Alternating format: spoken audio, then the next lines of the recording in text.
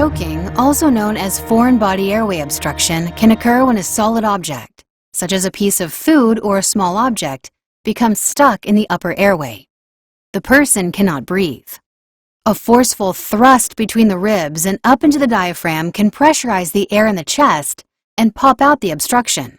Chest compressions can also create enough pressure to expel a foreign body airway obstruction.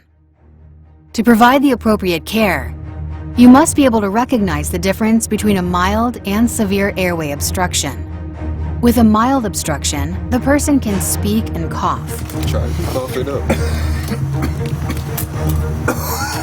I just swallow you. They may wheeze between coughs. A mild obstruction is typically cleared naturally by the person through forceful coughing. If the person can inhale and exhale, encourage the person to continue coughing. Watch for signs of the airway obstruction becoming severe. When a severe airway obstruction occurs, the person cannot get air in or out of the lungs. Johnny, what's wrong? Are you choking? This is a life-threatening medical emergency. If the foreign body is not removed, the person will quickly become unresponsive and suffer a secondary cardiac arrest within minutes.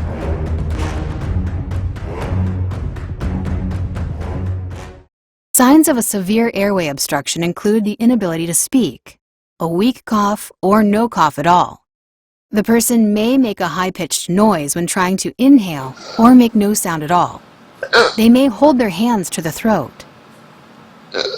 Ask, are you choking? Are you okay? Are you choking? Can I If help? the person nods yes or is unable to speak or cough, act quickly. If you are not alone, have someone call 911 to activate EMS using a mobile device or activate your EAP. Stand behind the person. Reach around and locate the navel. Make a fist with the other hand and place it thumb side against the abdomen, just above the navel and below the ribs. Grasp your fist with the other hand. Quickly thrust inward and upward into the abdomen. Repeat. Each thrust needs to be given with the intent of dislodging and expelling the object. Continue until the person can breathe normally or becomes unresponsive. If the object is expelled and there is a good air exchange, encourage the person to be seen by a healthcare professional. Infrequent but serious complications from abdominal thrusts can occur. If the person is pregnant or very large and you cannot wrap your arms around them, use chest thrusts instead of abdominal thrusts. Position yourself directly behind the person. Reach under the armpits and place the thumb side of your fist onto the center of the chest. Grasp your fist with your other hand and thrust straight backward. Try to not put pressure on the ribs. Give each chest thrust forcefully with the intent of dislodging and expelling the object. Repeat chest thrusts until the object is expelled and the person can breathe or becomes unresponsive.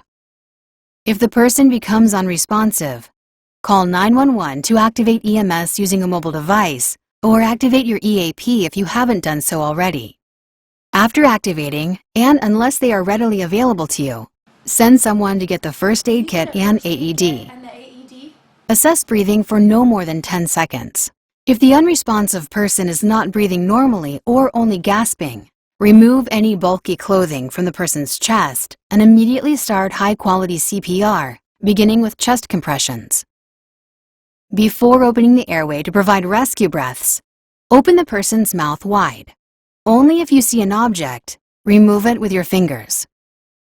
Continue until another CPR provider, someone with more advanced training, or EMS providers arrive and take over, or until the person starts breathing, moving, or reacting in other ways.